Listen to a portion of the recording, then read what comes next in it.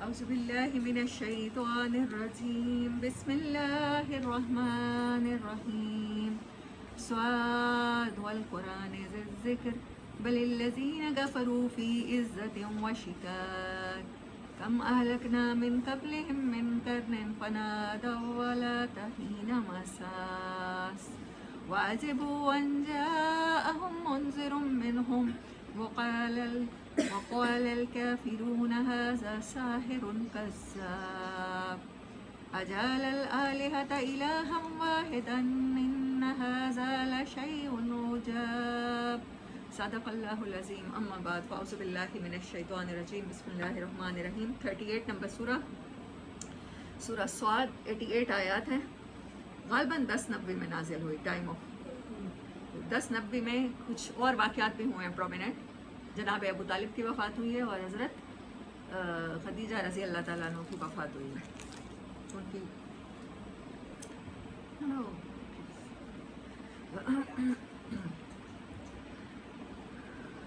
تو یہ اس صورت کے نازل ہونے کا ٹائم ہے. بسم اللہ الرحمن الرحیم. صاد حروف مقطعات والقرآن اللہ قسم کھا رہا ہے قرآن کی. ذکر اللہ قسم کھا رہا ہے قرآن کی کہ قرآن ریمائنڈر ہے, یہ یاد دہانی ہے. اللہ کو یاد کرنے کا بہترین طریقہ, تمہیں اپنے برے اعمال یاد آ جانے کا بہترین طریقہ یہی ہے. تمہیں اللہ سے خوف زدہ ہو جانے کا اور اللہ کے سوا کسی سے نہ ڈرنے کا ریمائنڈر صرف یہی کتاب ہے. اور ایویڈنس کس چیز کا, قسم کب کھائی جاتی ہے؟ جب کوئی ثبوت دینا ہوتا ہے. قسم ثبوت میں کھائی جاتی ہے اور اللہ کہہ رہا ہے قرآن اٹ سیلف ثبوت ہے کہ یہ ریمائنڈر ہے. اس میں پچھلی قوموں کی باتیں بھی ہیں, اس میں آنے والے وقت کے زمانوں کی باتیں بھی ہیں, اور اس میں ہماری باتیں بھی ہیں. وفیہ ذکرکم بل الذین کفروا فی عزت و شقاق. لیکن انسان ذکر سے منہ کب موڑتا ہے, نالج سے بے پرواہ کب ہوتا ہے؟ جب وہ اپنے آپ کو باعزت سمجھتا ہے. عزت و شقاق. پہلے اس ورڈ کی ڈیفینیشن کر لیتے ہیں. میں نے آج کی جو 6 صورتیں ہیں ان سب کے میں سے ایک ورڈ لیا ہے ڈیفینیشن کے لیے, اور ان کی سمری کو میں کوشش کروں گی کہ میں ان کی سمری کو بھی آپس میں آپ کو بتا دوں کہ جو ان کا کنیکشن ہے جوائن کر دوں, کیونکہ قرآن کا ہر لفظ دوسرے کے ساتھ جوڑا ہوا ہے اور قرآن کی ہر صورت کوئی نہ کوئی کنیکشن رکھتی ہے کسی اور صورت کے ساتھ. عزت کسے کہتے ہیں؟ عزت کہتے ہیں ڈگنیٹی کو, نوبیلٹی کو, اقتدار کو. اب بہت سے لوگ ہوتے ہیں جن کے پاس عزت تو ہوتی ہے, ڈگنیٹی اور نوبیلٹی تو ہوتی ہے, مگر اتھارٹی نہیں ہوتی. ایک اسکول ٹیچر ہو سکتا ہے بہت قابل عزت ہو, آپ استاد کی جگہ پر بیٹھنا پسند نہ کریں, لیکن وہ اتھارٹی تو نہیں رکھتا نا. آپ کی زندگی میں کوئی اتھارٹیٹیو پلیس نہیں رکھتا. آپ کو جب نوکری لینی ہوتی ہے تو تب آپ کو کسی اور جگہ کسی اور لوگوں کے سامنے انٹرویو دینا پڑتا ہے, اور وہ اسکول ٹیچر آپ کی جتنی بھی بیچارہ سفارش کرتا رہے, ایک اسکول ٹیچر کی سفارش کون مانتا ہے؟ ہمارے ہاں تو پاکستان میں سب سے بیچارے جو لوگ ہوتے ہیں وہ اسکول ٹیچرز ہوتے ہیں. تو نوبیلٹی تو ہے, اتھارٹی نہیں ہے. اور اس کے مقابلے میں کچھ اور لوگ ہوتے ہیں سیاستدان, جن کی ہم ایک قطرے جتنی بھی عزت نہیں کرتے, کم از کم میرے دل میں تو کم نہیں ہے, اور مجھے لگتا ہے بہت سے لوگوں کے دلوں میں نہیں ہوتی. ہم پیٹ پیچھے انہیں گالیاں نکال سکتے ہیں, لیکن وہ اتھارٹی رکھتے ہیں. وہ اتھارٹی رکھتے ہیں ہمارے اوپر ٹیکس لگا سکتے ہیں, وہ اتھارٹی رکھتے ہیں ہمیں انصاف نہیں لینے دے سکتے, وہ اتھارٹی رکھتے ہیں کہ اداروں کو کرپٹ کر سکتے ہیں. دے آر بہت زیادہ اتھارٹیٹیو, لیکن دے ہیو نیگیٹو نوبیلٹی. ہم ان کا ذکر عزت کے ساتھ نہیں کرتے. میمز بنی ہوتی ہیں آصف زرداری پر, نواز شریف پر, مریم نواز پر, عمران خان پر. ہمارے دلوں میں ان کے لیے کوئی عزت نہیں ہوتی, کوئی نوبیلٹی, کوئی ڈگنیٹی, چاہے وہ اپنے آپ کو کتنے ہی عزت والا سمجھتے رہے. اچھا, عزت اور شقاق یعنی اسٹبرنس, ضد آتی کب ہے؟ دیکھیں قرآن کے ساتھ اللہ نے یہ ورڈ جوڑا ہے کہ قرآن سے لوگ کیوں نہیں جڑتے, قرآن سے نصیحت کیوں نہیں لیتے, قرآن کی بات کیوں ان کی عزت, ان کو لگتا ہے کہ ہم اتھارٹیٹیو ہیں اور ہمارے پاس عزت پہلے سے موجود ہے, ہمیں قرآن کی دی ہوئی عزت نہیں چاہیے. کیونکہ کلیش پڑ جاتا ہے. کیسے پڑتا ہے وہ کلیش؟ قرآن کوئی ایسی بات کہہ رہا ہوتا ہے, اس انسان کے اندر کوئی ایسی عادت ہوتی ہے کہ قرآن اس کو کنڈیم کر رہا ہوتا ہے, اس کو نگیٹ کر رہا ہوتا ہے, اس کو ہیٹ کر رہا ہوتا ہے. تو انہیں لگتا ہے یہ تو قرآن ہماری انسلٹ کر رہا ہے, ان کو لگتا ہے ہماری عزت بےزتی کا سوال ہے, تو وہ قرآن کی بات سے رک جاتے ہیں. انہیں لگتا ہے ہمارے ہاں جو آنر کلنگ ہو رہی ہے, اگر قرآن اس سے روک رہا ہے تو پھر قرآن کی بات نہ سنو. قرآن کی بات ہی نہ سنو، علماء کی بات سن لو، یہ رکاوٹ بن جاتی ہے۔ دوسری چیز، وہ سمجھتے ہیں ہم کیونکہ عزت والے ہیں، ہم خاندانی لوگ ہیں، اور قرآن کہہ دیتا ہے کہ تمام انسان برابر ہیں، اور قرآن کہہ دیتا ہے کہ وہ آپ کے ساتھ ملازم ویسے ہی کھلاؤ گے انہیں جو خود کھاؤ گے، انہیں وہی پہناؤ گے جو خود پہنو گے۔ قرآن اگر ڈائننگ ٹیبل پر آپ کے ملازم کو آپ کے ساتھ بٹھا دیتا ہے تو آپ کہتے ہیں نہیں، یہ تو کمی لوگ ہیں، ان کو میرے برابر نہیں ہونا چاہیے، تو پھر آپ کیا کرتے ہیں؟ آپ عزت میں شکاک میں چلے جاتے ہیں۔ آپ اس کو نام کیا دیتے ہیں؟ ہمارے ہاں کیا نام دیتے ہیں؟ قرآن جس کو عزت کہہ رہا ہے، آپ اس کو غیرت کا نام دیتے ہیں۔ ہماری غیرت نہیں گوارا کرتی۔ قرآن کے لاز کو ایکسیپٹ کرنے میں ہماری غیرت ہرٹ ہوتی ہے نا۔ اگر آپ بیٹی کو برابر حقوق دیتے ہیں بیٹے سے، کیونکہ نبی صلی اللہ علیہ وسلم نے فرمایا کہ موسم کا فروٹ لاؤ، گھر میں کوئی تحفہ لاؤ، تو 2 بچے ہیں تمہارے، ایک لڑکا ہے اور ایک لڑکی ہے، تو پہلے لڑکی کو دینا ہے۔ اور نبی صلی اللہ علیہ وسلم کہتے ہیں کہ اگر تمہارے 2 بیٹے ہیں اور اگر تم ایک کو گھوڑا گفٹ کر رہے ہو، یعنی آج گاڑی گفٹ کر رہے ہو، تو تب تک نہ گفٹ کرو جب تک دوسرے کو نہ دے دو۔ اتنی مساوات کہلانے والا دین بیٹی کو کہیں پریفرنس دے رہا ہے، تو پھر ہم کیا کریں گے؟ اگر قرآن کی بات ہے تو ہم اس بات کی طرف نہیں آئیں گے، پھر ہم ان علماء کے ورڈ کوٹ کریں گے کہ عورت کی گواہی نصف ہے، عورت کو وراثت میں نصف ہے، تو آپ کا سلوک بھی اس کے ساتھ آدھا ہونا چاہیے، بیٹے سے زیادہ اچھا ہونا چاہیے، بیٹی سے کم ہونا چاہیے۔ تو قرآن کی طرف کیوں نہیں آتے لوگ؟ کیونکہ ان کی جو اپنی ایگو ہے ہرٹ ہوتی ہے، ان کی اپنی بازار میں خود جو انہوں نے عزت کے معیار بنایا ہوا ہے، جس کو غیرت بنایا ہوا ہے، وہ ہرٹ ہوتی ہے۔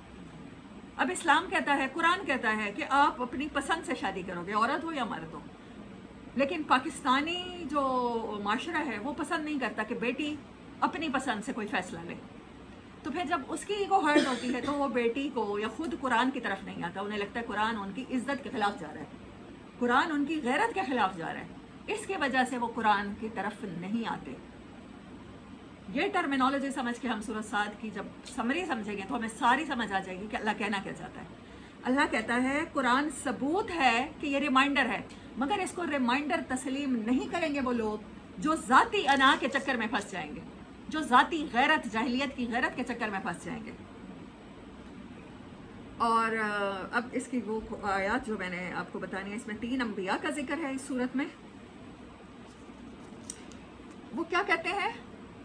بل الذین کفروا، اللہ نے ایسے لوگوں کو کیا کہا ہے؟ قرآن کی طرف نہ آنے والوں کو اللہ کیا کہہ رہا ہے؟ کافر ہیں وہ جو قرآن کی طرف نہیں آتے اپنی جھوٹی عزت کے لیے، کہ قرآن کہتا ہے تمام انسان برابر ہیں، کسی گورے کو کالے پر، کسی امیر کو غریب پر کوئی فوقیت نہیں۔ تو غریبوں کو اگر ساتھ بٹھانا پڑتا تو قرآن کی بات کی طرف نہ ہو، غریبوں کے ساتھ اگر رشتہ داریاں جوڑنی پڑتی ہیں تو قرآن کی بات کی طرف نہ ہو۔ پہلے ہی اس پہ کہہ دو کہ قرآن کے ساتھ تبلیغ نہیں کریں گے، قرآن کے علاوہ کسی بھی بک کے ساتھ کر لیں گے، کلمے کی دعوت دے دیں گے، نماز کی دعوت دے دیں گے۔ میں جب بات کرنا شروع کرتی ہوں بہت سی جگہوں پر مجھے لوگ فرمائش کرتے ہیں آپ آج سود کے خلاف بیان کریں، آج آپ پردے کے حق میں بیان کریں، لیکن ہمیں انسانوں کو یہ سمجھ نہیں آتی، ہم ٹاپکس کے عادی ہو گئے ہیں کہ اس ٹاپک پر بات کرتی جائے بس ہم سن لیں گے، وہی ٹاپک جو ہمارے علماء ہمیں بتاتے ایڈریس کرتے چلے آ رہے ہیں، لیکن قرآن کی بات کیونکہ ٹکراتی ہے ہمارے ان ٹاپک سے، کیونکہ ان سے ریلیٹ نہیں کرتی۔ قرآن سود کی بات کرنے سے پہلے کہتا ہے معاشی عدل قائم کرو۔ اگر سود ختم کرنا ہے تو آپ کو غریب کو اوپر لانا ہوگا، اپنے برابر لانا ہوگا۔ اگر آپ کو چوری اور ڈکیتی، چور کے ہاتھ کاٹنے ہیں تو پھر آپ کو لیونگ اتنی آسان کرنی ہوگی، ٹیکس ہٹانے ہوں گے، آپ کو اس کا غریب کا خیال کرنا ہوگا، تب آپ چور کے ہاتھ کاٹو گے۔ اگر آپ اس سے پہلے چور کے ہاتھ کاٹو گے، اس سے پہلے سود کو حرام قرار دے دو گے جب گھر میں بھوک ہے کسی کے، تو قرآن تو اس چیز کو اپریشیٹ نہیں کرتا۔ ٹھیک ہے، سو دس از دا مین ریزن جس کی وجہ سے انسان قرآن کی طرف نہیں آتا۔ اللہ یہ بتا رہا ہے، تو ہم میں سے کوئی بھی جتنا قرآن سے ایوائڈ کرتا ہے تو وہ اپنے لیول خود دیکھ سکتا ہے کہ وہ قرآن سے کیوں نہیں آ رہا، قرآن کی طرف کیوں نہیں آ رہا۔ اس کو غیرت نہیں آنے دے رہی، اس کو معیشت نہیں آنے دے رہی، اس کو شقاق کہتے ہیں، انتہائی ضد، انتہائی اسٹربن ہونا۔ اس کی انا میں سے کیا چیز ہے جو اس کو قرآن کو ایسا ذاتی مفاد ہے، غریب کو پاس بٹھانا پڑتا ہے، بیٹی کو حقوق دینے پڑتے ہیں، کیا ایسا کرنا پڑ رہا ہے اسے جو اس کو قرآن کی بات اچھی نہیں لگتی؟ یہ انسان خود فیل کر سکتا ہے، ہر انسان۔ سو اللہ نے یہاں پر قسم کھائی ہے قرآن کی کہ یہ قرآن ذکر ہے، یا آپ کے حق میں ہو جاتا ہے، یہ ایویڈنس بنے گا، یہ ریمائنڈر ہے، یہ آپ کو ریمائنڈ کرا دے گا۔ अब इससे रिमाइंड कौन नहीं होगा, वो रवैया कैसा है, वो इज्जत और शिकाक, इस वर्ड के साथ टाई रहिएगा आखिरी सूरत तक, कि मैं आपसे ये पूछ भी सकती हूँ और आपको ये दोबारा याद भी दिलाऊंगी, क्योंकि मैं लास्ट सूरत को फिर भी वर्ड्स के साथ फिर आपको समरी करा दूंगी। कम अहलकना मिन कब्लिहिम मिन कर्निन फनादौ वला तहीना मसास व अजबू अन जाअहुम मुनज़िरुम मिनहुम। और इंसानों को ये बात बहुत अजीब लगती है कि उन्हीं में से कोई आ गया और काफिर कहते हैं कि ये खुला जादू है। अब सूरत साद को 6 टॉपिक्स में हमने तकसीम किया है। कौन कौन से? पहले कुरैश की बात हुई है, पहला पार्ट। दूसरी नेशंस। तीसरा अंबिया अलैहिस्सलाम, 3 अंबिया का जिक्र है इसमें। चौथा जन्नत का जिक्र है। 5वां जहन्नम का जिक्र है। और छठा सेइंग, बात लोगों तक पहुंचाओ, लोगों तक ये स्टोरी सुनाओ। और इसमें हजरत आदम अलैहिस्सलाम का किस्सा भी है। So these are the 6 part of. पहला पार्ट क्या है? कुरैश से कहा जा रहा है कि तुम्हारी झूठी इज्जत और अना तुम्हें कुरान की तरफ आने से रोक रही है। तुम्हें लगता है कि अगर कुरान का पैगाम हमने समझ लिया, मान लिया, तो फिर क्या करना पड़ेगा? फिर गरीब को भी साथ बिठाना पड़ेगा, फिर बेटी को भी जिंदा दफनाना नहीं पड़ेगा उसको, बल्कि उसको बराबर हकूक देने पड़ेंगे, बल्कि इतने देने पड़ेंगे कि उसका एक खामन से अलहदगी होती है या उसकी डेथ होती है तो दूसरी शादी करनी पड़ेगी फौरन। वो तो दामाद को कबूल नहीं कर रहे थे, बेटियों को इसीलिए दफना रहे थे कि बेटी की जिसके साथ शादी होगी तो फिर वो हमारी तो गैरत का घाटा है कि हमारा कोई दामाद बनेगा। वो बेटियों को दफना क्यों रहे थे? सिर्फ इसी इज्जत और शिकाक में दफना रहे थे, ऑनर में किलिंग कर रहे थे। तो अगर आपकी इज्जत और शिकाक की बात होती है तो अल्लाह कहता है कि हर जमाने में कुरान से रुकावट काफिरों को इनकार क्या बनता है, इनकार का सबब क्या बनेगा? यही इज्जत और यही झूठी गैरत और अना बनेगी। अगर ये कॉन्सेप्ट आपको आज समझ में आ जाता है तो बाकी के सारे कॉन्सेप्ट कुरान को लेकर क्लियर हो जाएंगे कि कुरान की तरफ लोग आते क्यों नहीं है। तो जैसे कुरैश नहीं आ रहे थे, ऐसे ही फिर आखिरी ज़माने का काफिर तक भी नहीं आएगा। और ऐसे लोगों को अल्लाह क्या कंसीडर करता है? काफिर कंसीडर करता है। अच्छा, कुरैश। उसके बाद मुख्तलिफ नेशंस का जिक्र है इसमें। नेशंस के बाद पैगंबरों का जिक्र है, और पैगंबरों में सबसे पहले जिस पैगंबर का जिक्र है वो हज़रत दाऊद अलैहिस्सलाम। हज़रत दाऊद अलैहिस्सलाम के पास क्या था? क्या सिर्फ नोबेलिटी थी? क्योंकि बहुत से पैगंबरों के किस्से हैं कि उनके पास नोबेलिटी थी लेकिन अथॉरिटी नहीं थी। हज़रत यूसुफ अलैहिस्सलाम को अथॉरिटी मांगनी पड़ी। मतलब उनकी जो पहले की ज़िंदगी है, अथॉरिटी मिलने से पहले की सारी ज़िंदगी, वो उनकी नोबेलिटी तो है, डिग्निटी तो है, but he have no authority. वो तो जेल में पड़े हैं, वो तो किसी के घर में एज ए गुलाम परवरिश पा रहे हैं, जहाँ कोई भी औरत उनको सेड्यूस कर सकती है। अच्छा, और पैगंबर हैं, कौन कौन से हैं? हज़रत याकूब अलैहिस्सलाम नो डाउट पैगंबर हैं, अपने ही बेटों के हाथों एक तकलीफ का शिकार है। He have nobility but he have no authority even on not on their own children. उनके अपने बच्चों के ऊपर भी उनकी कोई हुक्म नहीं चलता। ठीक है, अल्लाह जिस पैगंबर का जिक्र सबसे पहले कर रहा है इज्जत और शिकाक की बात करके, अल्लाह कहता है तुम समझते हो, आखिरी दौर के इंसान को कह रहा है, तुम समझते हो कि हमारे पास बहुत कुछ है। अल्लाह तुम्हें उस पैगंबर का किस्सा सुनाता है जिसको अल्लाह ने अथॉरिटी और नोबेलिटी दोनों दी थी, हज़रत दाऊद अलैहिस्सलाम। वो पहले पैगंबर हैं जिनको अल्लाह कुरान में कहता है कि खलीफतुल्लाह, या आदम अलैहिस्सलाम को कहा कि अल्लाह ने इंसान को पर्पस ऑफ खलीफा, असिस्टेंट के तौर पे दुनिया में भेजा है, जिस खिलाफत की वरासत कायम होगी। और हज़रत दाऊद अलैहिस्सलाम को अल्लाह ने खलीफतुल्लाह भी कहा, नबी भी कहा और खलीफा भी कहा। उसके बाद अल्लाह ताला सबसे पहले कर रहा है। उसके बाद अल्लाह ताला हज़रत सुलेमान अलैहिस्सलाम की बात करता है। हज़रत सुलेमान अलैहिस्सलाम क्या हैं? वो भी पैगंबर हैं। इसमें 24 नंबर आयत सजदा है, 17 से शुरू होता है जिक्र पैगंबरों का। और हज़रत सुलेमान कैसे हैं? काल रब्बि ग़फ़िरली, 35 नंबर आयत, काल रब्बि ग़फ़िरली वहबली मुल्कन ला यंबग़ी लिअहदिम मिन बादी। कहते हैं कि अल्लाह मुझे वो हुकूमत अता कर, ऐसी बादशाहत अता कर जो मेरे बाद किसी को भी ना अता करना, और मेरे जैसी मुझसे पहले भी किसी को ना अता करना। मैं बादी नहीं, बाद की बात की है। इन्नका अंतल वहाब, बेशक तू देने वाला है।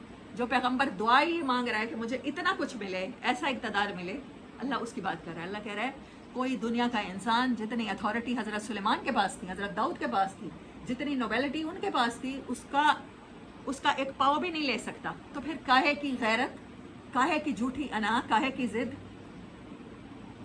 और उसके बाद तीसरे प्रॉफिट का जब अल्लाह जिक्र करता है तो फिर क्या था?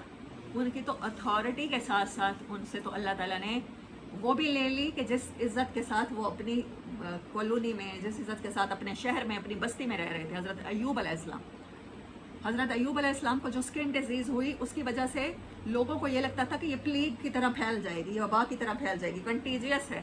تو انہوں نے ان کی اسمیل کی وجہ سے، ان کے وہ جو بہتا رہتا تھا مواد ان کی اسکن سے، اس کی وجہ سے انہوں نے بستی سے بھی نکال دیا. مطلب وہ پیغمبر جس کو اتنی اتھارٹی بھی نہیں ہے کہ اپنا ہاتھ خود ہلا سکے، ان کی بیوی کا ساتھ رہا، اللہ نے ان سے اولاد بھی لے لی، سب کچھ ختم ہو گیا، مال بھی گیا، اولاد بھی گئی، جو جہاں رہتے تھے وہاں سے بھی نکالے گئے، وہاں سے بھی نکالے گئے. تو پھر کیا رہ گیا؟ نہ عزت، کوئی چیز نہ رہ گئی، نہ نوبیلٹی رہ گئی اور نہ اتھارٹی رہ گئی. اور پھر بیوی آتی تھی اور وہ کام کرتی تھیں، اور کام کر کے مزدوری کر کے ان کو کھانا کھلاتی تھی. وَأَيُّوبَ وَاذْكُرْ عَبْدَنَا، اور اس میں ذکر کیجئے، عزت اور شقاق کی بات ہو رہی ہے تو ذکر کیجئے ہمارے بندے ایوب کا، جب انہوں نے اپنے رب کو پکارا کہ مجھے شیطان نے چھو لیا ہے اور عذاب میں مبتلا کر دیا ہے. اللہ تعالیٰ نے کیا کہا کہ تم قریش کیا سمجھتے ہو، تم خاندانی سمجھتے ہو، خود کو بڑا اچھا انسان سمجھتے ہو، تو پھر کیا ہے، تم اپنی جھوٹی انا اور غیرت میں پاکستانیوں مبتلا رہتے ہو. میرے ان بندوں کا ذکر کرو، ان کے سامنے ان کو سٹوریز سنائی جائیں، مختلف نیشنز کی، مختلف انبیاء کی، کہ ان کے ساتھ کیا ہوا تھا. اور نیکسٹ کیا ہے، پھر جنت کا تذکرہ ہے 50 نمبر آیت سے. یہ ساری باتیں کر کے وَاذْكُرْ عِبَادَنَا إِبْرَاهِيمَ وَإِسْحَاقَ وَيَعْقُوبَ أُولِي الْأَيْدِ وَالْأَبْصَارِ، قوت والے بھی تھے اور نوبل بھی تھے، اتھارٹیٹو بھی تھے. وَاذْكُرْ إِسْمَاعِيلَ وَالْيَسَعَ وَذِي الْكِفْلِ، اور یہاں تک 50 سے پھر بات شروع ہوتی ہے، جنت کی بات شروع ہوتی ہے، اور پھر جہنم کی بات شروع ہوتی ہے، اور آخر میں 71 سے لے کر آخر تک حضرت آدم علیہ السلام کا قصہ ہے، اور اس میں سینگز ہیں. اچھا، ہم نے سورت سواد کے کتنے ٹاپکس میں تقسیم کیا تھا، کتنے پارٹس ہیں؟ 6. قریش، نیشنز، پروفٹس، جنت، ہیونز، جہنم، ہیل، اور سینگز. اب قریش سے کہا جا رہا ہے آخری پارٹ پہلے سے، اور آنے والے قیامت تک آخری انسان سے بھی کہا جا رہا ہے. اور نیشنز جنہوں نے اللہ کی نافرمانی کی وہ کہاں جائیں گی؟ Second part, second last part کے ساتھ کنیکٹڈ ہے، جہنم میں. اور تھرڈ پارٹ فورتھ کے ساتھ کنیکٹڈ ہے. انبیاء علیہ السلام کا مقام کیا ہے؟ جنت ہے. تو جو کوئی اپنی جھوٹی انا اور ضد کو چھوڑ کے اللہ کا راستہ اختیار کرے گا وہ انبیاء کا راستہ اختیار کرے گا، اور جو اپنی جھوٹی ضد اور انا میں مبتلا رہے گا وہ انہی قوموں کی طرح جنہوں نے اپنی عزت اور جھوٹے وقار کے لیے پیغمبروں کی بات پر کان نہیں دھرے، ان کا مذاق اڑایا، ان کے مفادات نے ان کو روکا، تو پھر ان کا راستہ اسی قوم کی طرح ان کا انجام بھی جہنم میں ہوگا. سو دس از سورت صاد.